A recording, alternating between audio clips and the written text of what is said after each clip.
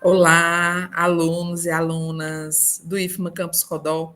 Hoje nós vamos ter a nossa aula de Sociologia, né, para o nosso projeto do Pré-ENEM, já que estamos nossa última aula, né, desse momento, desse projeto, desse ano, porque estamos bem próximos ao Enem, e aí eu sugiro que vocês revisem o conteúdo, revisem as aulas, se concentrem para conseguir fazer, né, uma boa prova, né? Desejo ótima prova para todos e todas. Hoje nós vamos falar um pouquinho sobre cidadania e direitos humanos. Por que eu escolhi essa temática? Bem, essa temática ela é uma temática muito recorrente no Enem.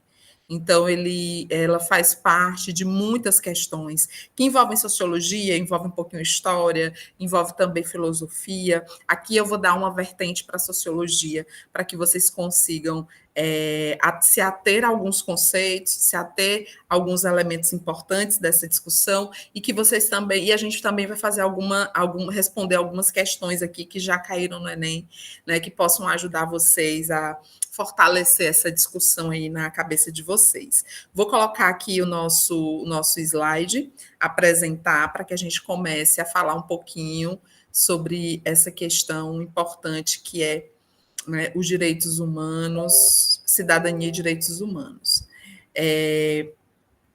Aqui nesse slide eu coloquei algumas palavras que são palavras-chave para a gente pensar essa questão, né? Esse conceito. A ideia de direitos, a ideia de cidadão, a ideia de participação, a ideia de democracia, né? A ideia de povo, exercitar, né? Vem essa perspectiva da cidadania, ela precisa ser exercitada. A ideia de povo traz essa ideia de que é algo ligado à sociedade, é algo coletivo. Então, inúmeras palavras aqui transitam, né, por esses conceitos. E aí a gente vai começar a falar um pouquinho sobre o conceito de cidadania. A gente começa falando, mas o que é cidadania, né? A gente escuta tanto essa palavra e é importante que a gente tenha um conceito organizado, né, na nossa cabeça. Cidadania ele é um conjunto dos direitos e deveres civis e políticos de um indivíduo na sociedade. São justamente esses direitos que permitem aos cidadãos intervir nas ações do Estado e possam, né, usufruir dos serviços afetados pelos órgãos estatais. Então, quando a gente pensa em cidadania, a gente inevitavelmente faz a relação de direitos e deveres e essa relação direta com o Estado, que é aquele que organiza, que ordena as nossas relações, né? O modo como a gente se relaciona uns com os outros e com a própria sociedade. Para exercer a plena cidadania, o Estado precisa assegurar, o Estado precisa garantir a liberdade e o acesso aos direitos individuais. A cidadania plena, ela é comprometida em muitas nações, né, por causa das questões econômicas e políticas. Por quê? Né? Para que a gente possa exercitar de maneira plena a cidadania, é necessário que o Estado possa, né, criar instrumentos para que haja essa asseguridade, né, mas que a gente possa, né, ter acesso a todos os nossos direitos. Existem alguns marcos legais e documentos que servem de instrumento para o exercício da cidadania. O documento que é o documento mais importante e que ele tem um nível planetário, ou seja, nível mundial, é a Declaração Universal dos Direitos Humanos, que vai conceituar e enumerar os direitos fundamentais do cidadão, independentes da sua localização geográfica, ou seja, independente de que nação, de que estado, de que lugar esteja se falando. Esse documento ele foi instituído em 1948 pela Organização das Nações Unidas. Então, o primeiro item importante que a gente tem que ter atenção é sobre esse documento, que ele é universal, né? Ele tem uma referência planetária, que é a Declaração Universal dos Direitos Humanos, que é produzido pela ONU em 1948. E aí o exercício, o que seria esse exercício pleno da cidadania? Não depende, né, só das prerrogativas legais ou dos documentos que delimitam o que são deveres e direitos. A cidadania plena é acessada por meio de condições oferecidas pelo Estado e também pela própria sociedade. A Declaração Universal dos Direitos Humanos, a Constituição Federal do Brasil e uma infinidade de leis e normas listam os direitos e os deveres dos cidadãos. Contudo, né, esses importantes previsões legais não impedem que muitos brasileiros, por exemplo, não alcancem direitos básicos como liberdade, moradia digna, saúde, educação e trabalho. É importante destacar que esses documentos eles são imprescindíveis. E, por exemplo, esse documento, a Declaração Universal dos Direitos Humanos, está em consonância com a Constituição Federal do Brasil, que é o nosso maior documento que organiza e que rege essa relação que nós construímos, que nós temos numa sociedade democrática, que é o cidadão e o próprio Estado. Eu coloquei essa charge aqui do Angelim, que diz assim, uma moça, uma senhora, né, vê um menino e fala, um trombadinha, né? Aí ele fala, não, sou 85% analfabeto, 90% abandonado, 14% é viciado e 60% é deficiente de coordenação motora. Então, olha só, ele está ressaltando aqui o quanto a essa categoria da sociedade foi negada a ela os direitos básicos, que é o direito que é educação, saúde, moradia, né, acesso a diversos elementos básicos da própria sociedade. Então, isso mostra um pouco, reflete um pouco a realidade que o Brasil também tem. E aí a gente traz, né, essa questão, diante dessa relação entre cidadania e direitos humanos, e a gente falou um pouco sobre cidadania, o que seria então os direitos humanos? A Declaração dos Direitos Humanos chega a 72 anos, no dia 10 de dezembro de 2020, chegou, né? O texto foi aprovado pelos Estados-membros da ONU, incluindo o Brasil, apenas 3 anos após o fim da Segunda Guerra Mundial, que foi em 45. Seus 30 artigos compõem a base de todas as leis contemporâneas que defendem os direitos essenciais de todo ser humano, né, como o direito à vida, à integridade física, à livre expressão, à associação, sem qualquer distinção de raça, cor, sexo, religião ou visão política. Olha como tem uma amplitude desses direitos, né? A declaração ele é um documento mais conhecido e mais influente no mundo na área dos direitos humanos. Ela lista em 30 artigos os direitos inerentes, com os quais todo ser humano nasce, inalienáveis, que não podem ser retirados de ninguém. Olha, duas palavras importantes: inerentes, ou seja, que quando nós nascemos, nós já temos esses direitos, e o inalienáveis, aqueles que não podem ser retirados, direitos que não podem ser retirados, né? Ela diz que todas as pessoas nascem livres e iguais em dignidade e direitos, e determina que esses princípios devem ser aplicados sem distinção de qualquer espécie, seja de raça, cor, sexo, língua, religião, opinião política ou de outra natureza, origem nacional ou social, riqueza, nascimento ou qualquer outra condição. Essa declaração foi adotada em 10 de dezembro de 1948 pelos Estados-membros da ONU. No contexto político da época, sua adoção expressa a vontade de evitar a repetição de tragédias humanas, como as ocorridas durante a Segunda Guerra, que havia chegado ao fim apenas 3 anos antes, né, em 1945. A maioria dos países também adotou constituições e outras leis que protegem formalmente os direitos humanos básicos. Muitas vezes a linguagem utilizada pelos estados vem dos instrumentos internacionais de direitos humanos. Então, esse documento vai influenciar as legislações de todos os países, inclusive a nossa, inclusive a Constituição brasileira. As normas internacionais de direitos humanos consistem principalmente de tratados e costumes, bem como declarações, diretrizes e princípios, entre outros. E aí algumas características importantes que a gente tem que se ater. Primeiro, os direitos humanos são fundados sobre o respeito pela dignidade e o valor de cada pessoa. Os direitos humanos são universais, o que quer dizer que são aplicados de forma igual e sem discriminação a todas as pessoas. Os direitos humanos são inalienáveis e ninguém pode ser privado de seus direitos. Eles podem ser limitados em situações específicas. Por exemplo, como aconteceu agora na pandemia, nós tivemos o nosso direito de ir e vir, né? Por conta do isolamento que foi necessário para controlar a pandemia. Outro exemplo, o direito à liberdade pode ser restringido a uma pessoa que é considerada culpada de um crime diante de um tribunal e com o devido processo legal. Seria um outro momento. Os direitos humanos são indivisíveis, interrelacionados e interdependentes, já que é insuficiente respeitar alguns direitos humanos e outros não. Na prática, a violação de um direito vai afetar o respeito por muitos outros. Todos os direitos humanos devem, portanto, ser vistos como de igual importância, sendo igualmente essencial respeitar a dignidade e o valor de cada pessoa.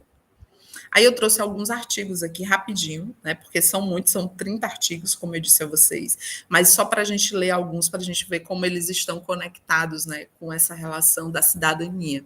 O primeiro artigo diz assim, ó, todos os seres humanos nascem livres, iguais em dignidade e em direitos, dotados de razão e de consciência, e devem agir uns para com os outros em espírito e fraternidade. O 2 diz: todos os seres humanos podem invocar os direitos e as liberdades proclamados na presente declaração, sem distinção alguma, nomeada de raça, cor, sexo, língua, religião, opinião política ou outra, origem nacional ou social, fortuna, nascimento ou outro estatuto. Então a gente percebe aqui que as liberdades tem sempre um princípio, né, que é um princípio de igualdade. Há toda uma relação de igualdade, independente da crença, independente da opinião política, independente da cor, do sexo, da língua, né, independente de vários elementos. Além disso, não será feita nenhuma distinção fundada no estatuto político, jurídico ou internacional do país, ou do território, da naturalidade da pessoa, seja esse país ou território independente, sob tutela, autônomo ou sujeito de alguma limitação de soberania. Então, mesmo em países onde há alguns problemas, né, uma ditadura, por exemplo, as pessoas ainda continuam tendo seus direitos que devem ser respeitados, né, esses direitos humanos, né, os direitos universais.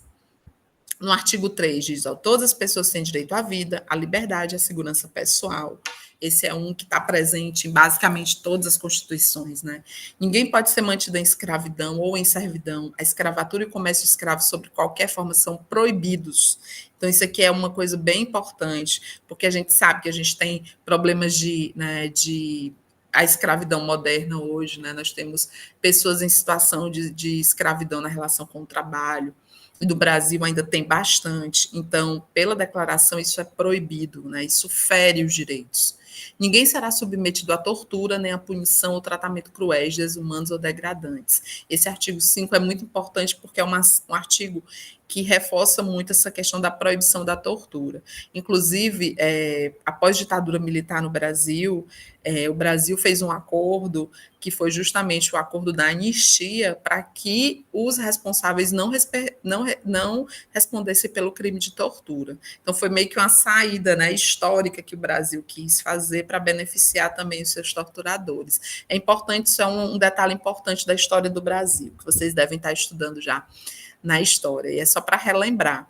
Por exemplo, muitos torturadores vindos de ditaduras foram punidos, né, foram julgados pelo Tribunal de Haia, que é um tribunal internacional que é baseado nos direitos humanos. Então, isso é importante também. Todos os indivíduos têm direito ao reconhecimento como pessoa perante a lei. Todos são iguais perante a lei, sem qualquer discriminação, têm direito à igual proteção da lei. Todos têm direito à proteção igual contra qualquer discriminação que viole a presente declaração e contra qualquer incitamento a tal discriminação.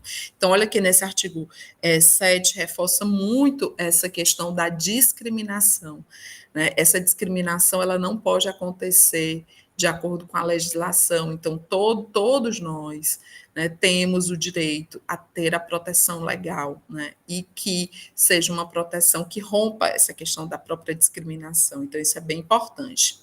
Vai ser a base, por exemplo, para a nossa Constituição também, né? Quando se fala, por exemplo, da questão do racismo, da discriminação, né, que acontece com outras pessoas, tanto negras quanto em relação à questão da sexualidade, a própria homofobia, a questão com os indígenas, então está baseado no artigo 7. E aí, no artigo 8, nós temos todas as pessoas têm direito a um recurso efetivo dado pelos tribunais nacionais competentes contra os atos que violam os seus direitos fundamentais reconhecidos pela Constituição ou pela lei. Isso quer dizer o quê? Que essas pessoas elas têm direito a ter um tratamento legal correto, um recurso, elas têm direito a serem julgadas, elas têm direito a ter um tribunal que vão julgar qualquer ato, né, baseado na legislação, né?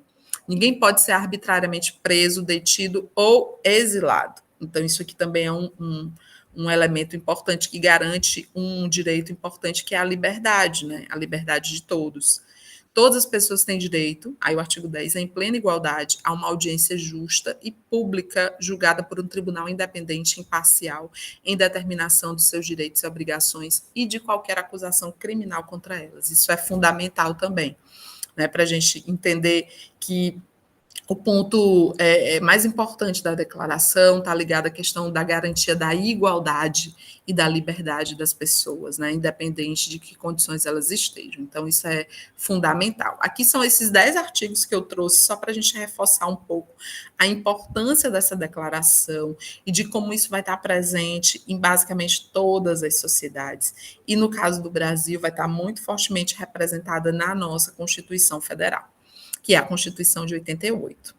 Aí a gente já vai falar um pouquinho desses direitos civis, políticos e sociais. Aí a gente já vai se voltar um pouco para a nossa Constituição, porque a partir desses direitos humanos, a gente vai dividir esses direitos nessas categorias: direitos civis, políticos e também sociais. O que são direitos civis, né? Os direitos civis referem-se às liberdades individuais, como o direito de ir e vir, de dispor do próprio corpo, o direito à vida, a liberdade de expressão, a propriedade, a igualdade perante a lei, a não ser julgado fora de um processo regular, a não ter o lar violado. Esses são os direitos civis. Eles estão bem ligados lá aos direitos humanos, se a gente for ter uma atenção, né? Se a gente prestar atenção nisso. Esse grupo de direitos tem por objetivo garantir que o relacionamento entre as pessoas seja baseado na liberdade de escolha dos rumos da sua própria vida. Por exemplo, definir a profissão, o local de moradia, a religião, a escola dos filhos, as viagens, de ser respeitado. É preciso ressaltar que a liberdade de cada um não pode comprometer a liberdade do outro. Ter os direitos civis garantidos deveria significar que todos fossem tratados em igualdade de condições perante as leis, o Estado, em qualquer situação social, independente da raça, condição econômica, religião, filiação, origem cultural, sexo, de opiniões, escolhas relativas à vida privada. Eu coloquei aqui uma charge, né, falando sobre a intolerância religiosa. O Brasil, nós já temos a legislação que diz que a intolerância é crime. Então, praticar, induzir ou incitar discriminação ou preconceito contra qualquer religião é crime. E a pena é reclusão de 1 a 3 anos e multa.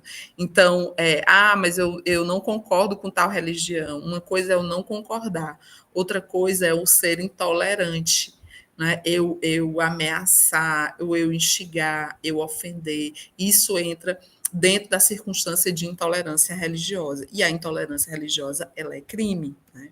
Sobretudo aqui no Brasil, está lá na nossa Constituição. Então, é importante que a gente tenha esse vislumbre, né? E aí, o que são os direitos políticos? Os direitos políticos referem-se à participação do cidadão no governo da sociedade, ou seja, participação no poder. Os direitos políticos estão muito ligados à questão da democracia. Entre eles estão a possibilidade de fazer manifestações políticas, organizar partidos, votar e ser votado. O exercício desse tipo de direito confere a legitimidade à organização política da sociedade. Afinal, ele relaciona o compromisso de pessoas e grupos com o funcionamento e os destinos da vida coletiva. Aí tem a ver com a questão do voto, tem a ver com a liberdade, né, política que nós temos de se organizar. Então, esses são direitos importantes e que são garantidos por sociedades democráticas, né? E aí, o que seriam os direitos sociais? Os direitos sociais, assim como os demais, são constituídos historicamente, portanto, produto das relações e conflitos de grupos sociais em determinados momentos da história. Eles nasceram das lutas dos trabalhadores pelo direito ao trabalho, a um salário digno, pelo direito de usufruir da riqueza e dos recursos produzidos pelos seres humanos, como moradia, saúde, alimentação, educação, lazer. Esses são, por exemplo, os direitos ratificados na legislação trabalhista, com a consolidação das leis do trabalho, que a gente chama de CLT. Aí eu coloquei essa charge, né? Todo brasileiro tem direito à moradia. Aí a senhorinha fala, agora lê aquele pedaço bonito que fala da comida e da saúde, né? Então, olha só, né, como a gente tem toda uma legislação que garante esses direitos, mas quando a gente vai para a prática, a gente observa que nós temos ainda muitos cidadãos que não têm acesso aos direitos básicos, aos direitos sociais, né? O trabalho, por exemplo, é um direito e um dever de todo cidadão. De certa forma, é pelo trabalho que construímos grande parte dos nossos bens coletivos, sejam eles de origem manual ou intelectual. É um direito fundamental, pois é por meio dele que transformamos a natureza e melhoramos nossa qualidade de vida e a de todas as pessoas. É preciso ressaltar que a remuneração pelo trabalho deveria proporcionar aos trabalhadores e suas famílias a satisfação de suas necessidades fundamentais de alimentação, moradia, saúde, educação, cultura e lazer. Eu coloquei aqui essa charge do Ziraldo, que ele diz assim, ó, se há apenas 100 mil vagas nas universidades e 500 mil jovens querendo entrar, não somos nós que estamos despreparados para o país, mas é o país que está despreparado para nós. Olha aí, quer dizer que o país está limitando o acesso à educação. Por isso vem toda essa discussão da educação inclusiva, porque a educação é um direito importante, é um direito social, né? Aí eu trouxe algumas questões aqui para a gente responder, para a gente trazer um pouco, é, reforçando essa discussão que a gente fez sobre cidadania e direitos, né? Direitos civis, direitos sociais e direitos políticos. Essas questões que a gente vai trabalhar agora são todas questões do Enem. Olha só, a maior parte essa primeira questão, a maior parte das agressões e manifestações discriminatórias contra as religiões de matriz africanas ocorrem em locais públicos, 57%. É na rua, na via pública, que tiveram lugar mais de 23 agressões, geralmente em locais próximos às casas de culto dessas religiões. O transporte público também é apontado como um local em que os adeptos das religiões de matriz africanas são discriminados, geralmente quando se encontram paramentados por conta dos seus preceitos religiosos. Aqui é uma fala, né, de um autor. As práticas descritas no texto são incompatíveis com a dinâmica de uma sociedade laica e democrática. Por quê? Aí vamos lá. Porque asseguram as expressões multiculturais, promovem a diversidade de etnias. Será que essa prática vai assegurar as expressões multiculturais? A religião é uma expressão. Então, se essas pessoas estão sendo discriminadas, né, então essa fala aí não está, né? Não está sendo compatível. Promovem a diversidade de etnias, seria importante sim, né? Aqui ele está pedindo o que são incompatíveis. Falseiam os dogmas teológicos, porque terminam trazendo à tona como se só tivesse uma perspectiva teológica, uma religião. Estimulam os rituais sincréticos, tem a ver com esse estímulo dos rituais sincréticos, quer dizer que são rituais misturados com várias religiões. E letra E, restringe a liberdade do credo, né? Essa discussão que é, por exemplo, de que sobre intolerância religiosa e que ela é crime, né? Aí está muito presente nesse texto que foi descrito. Então, olha a pergunta: as práticas descritas no texto são incompatíveis com a dinâmica de uma sociedade laica e democrática? Sim. Por quê? Porque nós temos liberdade de credo, liberdade religiosa. Né? Quando diz que a sociedade é laica, quer dizer que o Estado é laico. Então, as pessoas podem exercer suas práticas religiosas sem nenhuma interferência, né, discriminatória. Então, o correto seria, né, a letra E, né, porque essas práticas vão restringir a liberdade de credo, que é a liberdade religiosa. Então, fiquem atentos. A gente tem que ler tanto o textinho e ler também o que ele está pedindo. Olha só, as práticas descritas no texto são incompatíveis com a dinâmica de uma sociedade laica e democrática porque restringem a liberdade de credo. Então, o correto seria a letra E. Vamos lá para a segunda. Olha só, vamos ver essa charge, ó. Vai dar para espalhar bastante democracia. Aí aqui, ó, né, várias munições. Essa também é uma questão do Enem. Olha só. Desde a sociedade grega, diversos sentidos têm sido empregados a palavra democracia. No entanto, o núcleo central do conceito, forjado pelos gregos, manteve-se e consiste em considerar a democracia como o governo do povo, de todos os cidadãos, ou seja, de todos aqueles que gozam de direitos de cidadania. Que é uma fala de um sociólogo chamado Norberto Bobbio, que é um político, né, um cientista político muito importante. Olha só. A figura mostra o diálogo entre o presidente norte-americano George W. Bush e um militar, no qual uma nova concepção sobre o percurso a ser seguido no processo de construção da democracia é sugerida. É correto afirmar que a democracia proposta pela charge, olha só, eles estão propondo uma democracia baseada em quê? Na guerra, munições, né, armas, né? Essa é a proposta da charge, né? Então, vamos ler. Ó. É correto afirmar que a democracia proposta pela charge, vamos lá. Letra A, é considerado um valor universal e, portanto, deve ser implementado através do diálogo permanente sobre os interesses públicos? Não, né? Essa não é que está sendo proposta, porque ela está vindo pela força, né? Pela opressão, através de um poderio bélico. Está dissociada da ideia de força militar, uma vez que esta não pode servir de apoio para a democracia. Não, ela está associada, né? Está totalmente relacionada à ideia de força militar e democracia. Vamos lá, letra C. Depende do respeito aos direitos de soberania e de autodeterminação dos povos, sem que o que fique esvaziado de sentido. Não, porque não está relacionada à discussão, né? A discussão está bem focada nessa ideia de guerra e de armas, né? Vamos ler as outras. Floresce da exigência de que todas as nações estejam fortemente armadas para que sejam construídas as bases de um equilíbrio geral e de respeito mútuo entre elas.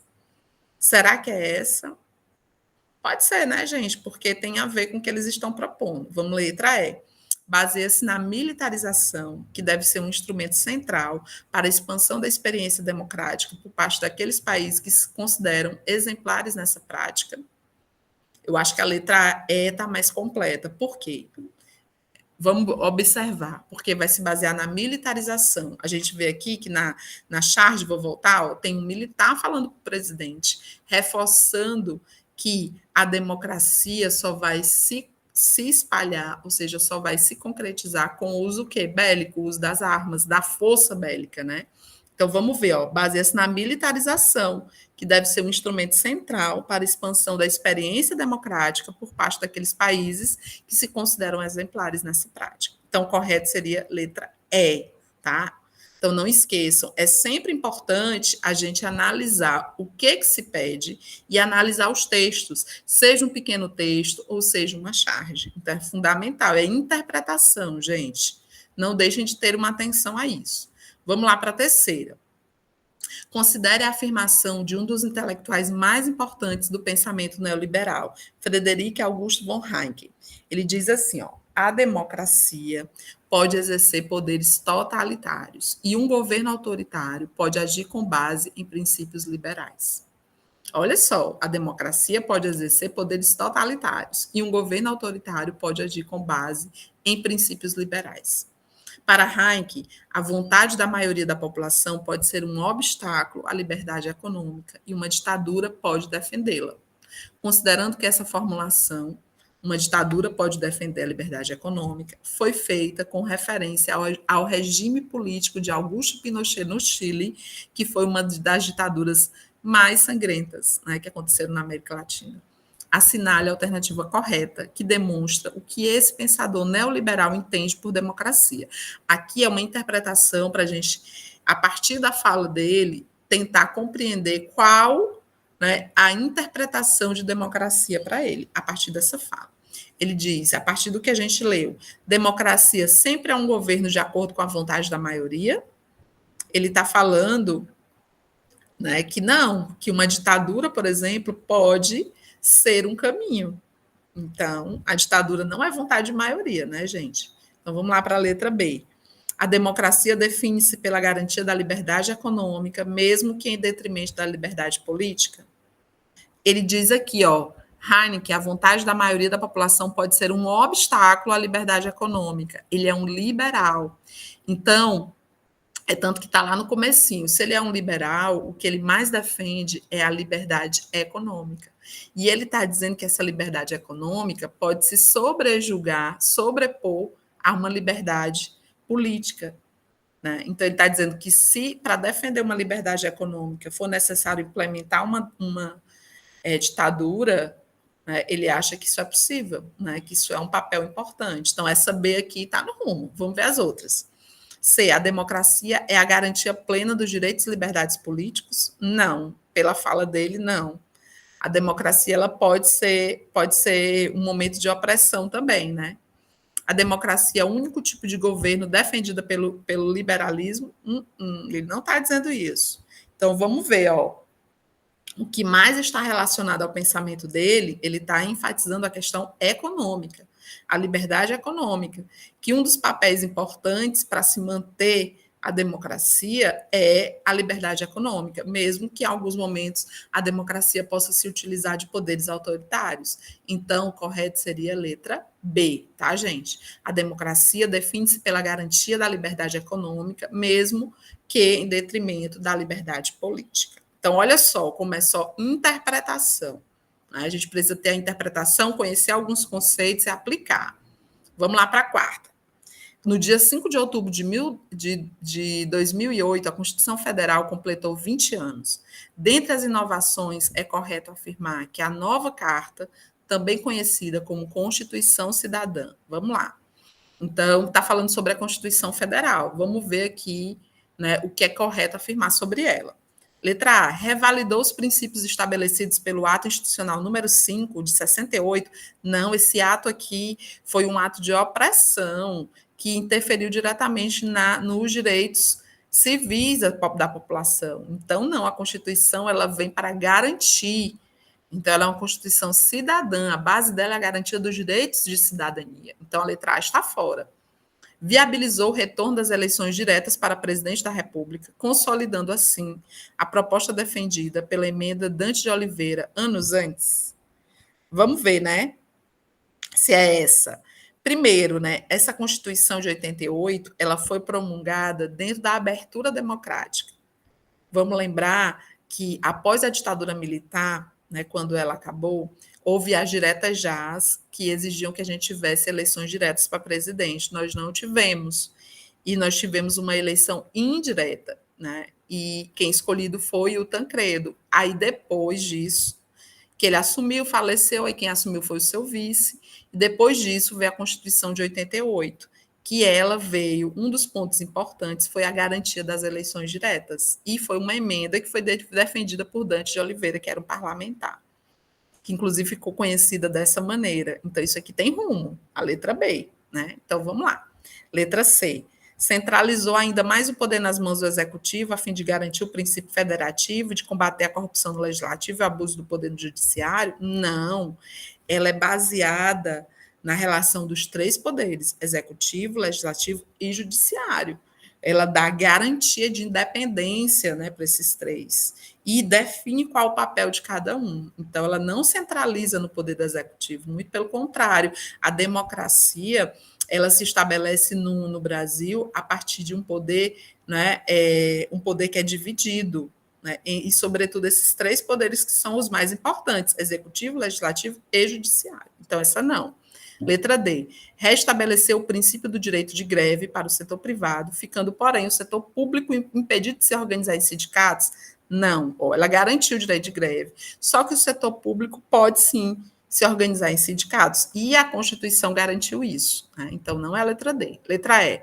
Desconsiderou as emendas populares e aquelas apresentadas pelos lobbies, grupos de pressão que tentavam influenciar as decisões parlamentares? Não. Muito pelo contrário, né? Ela traz uma importância para essa questão dos elementos que estão ligados ao povo, à cidadania. Então, correto, gente, aí a letra B, ó, viabilizou o retorno das eleições diretas para presidente da República, consolidando assim a proposta defendida pela emenda Dante de Oliveira anos antes. Então, essa quarta seria a letra B. Vamos lá para a quinta para a gente terminar, para a gente concluir aqui a nossa aula. Os movimentos sociais estão presentes em todas as sociedades, devendo ser compreendidos como um fenômeno inerente aos processos de mudança no Brasil. Os movimentos sociais que ocorreram ao longo de mais de 100 anos da Rede República, quer sejam aqueles centrados na luta pela terra, quer sejam aqueles voltados às relações de trabalho, quer sejam ainda aqueles voltados na melhoria das condições de vida na cidade, como os movimentos por transportes, habitação, saúde, etc., foram todos marcados pelas lutas para conquistar direitos de cidadania. Aqui é uma fala, né, do sociólogo Nelson Dácio Tomazini. tendo em vista o amplo espectro que recobre os movimentos sociais e a questão da cidadania, assinale a alternativa incorreta, gente, a incorreta. Vamos lá. Na primeira metade dos anos 70, em meio à repressão policial e euforia do milagre brasileiro, a sociedade civil, através de setores populares, iniciou uma série de movimentos sociais voltados para as necessidades urbanas, transporte, saúde, habitação, creches, certo. Olha aqui uma informação histórica. A partir dos anos 70, começa toda uma discussão, né, sobre o milagre brasileiro, aí vem toda uma discussão de setores populares começam a se organizar em torno dos movimentos sociais, né? Então, está correto. Vamos lá, letra B. Entre os vários movimentos surgidos na metade dos anos 70, alguns chamaram a atenção pelas características violentas que assumiram, como é o caso do movimento de quebra-quebras de trens suburbanos em São Paulo e no Rio de Janeiro. Está correto, aconteceu mesmo isso, viu? Teve uma relação muito forte, né? Essas características violentas ligadas aos movimentos. Letra C. O movimento dos trabalhadores sem terras, que teve início ainda na Primeira República, olha só, com a volta do Estado de Direito, da legalidade, da luta pela reforma agrária, é de longe um dos movimentos sociais mais atuantes da história brasileira. Essa aqui está errada. Primeiro, o movimento sem terras, eles vão surgir na década de 80, mais precisamente 83. E ele não surgiu na Primeira República. Olha lá como está distante, gente. 83. Então, aqui, ó, já chama atenção. E o movimento dos trabalhadores sem terras é um dos movimentos mais importantes da história dos movimentos sociais brasileiros. Então, a letra C, com certeza, está errada. Vamos ler as outras. Nos anos 80, destacam-se os movimentos de massa, em especial o movimento por eleições diretas para a presidência da República. E isso, as diretas já, correto. Que dinamizaram a vida política partidária do país ao mobilizar multidões em passeatas e comícios, correto. Foi um dos maiores movimentos sociais que o Brasil aconteceu, né, que teve no Brasil.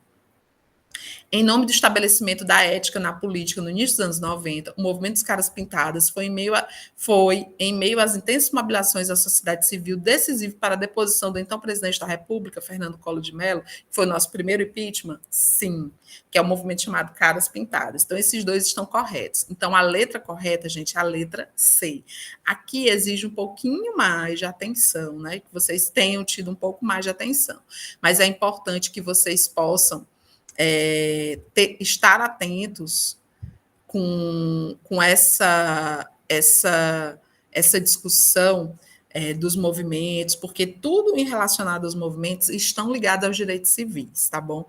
Aos direitos civis, aos direitos sociais e também aos direitos políticos. Então, aqui a gente finaliza a nossa aula, que era mais para a gente reforçar esses conceitos importantes, para ficar mais claro na mente de vocês. Então, estudem, se dediquem, tentem responder exercícios, revisem nas aulas os conteúdos para que vocês possam fazer com atenção. E uma dica importante: leiam com atenção as perguntas, fiquem atentos, leiam os textinhos, que no Enem, as perguntas do Enem são longas, e sempre tem textos, seja um textinho menor, seja uma imagem, seja uma charge, então tem que ter atenção, aquele texto diz muito o que você vai responder, tá bom?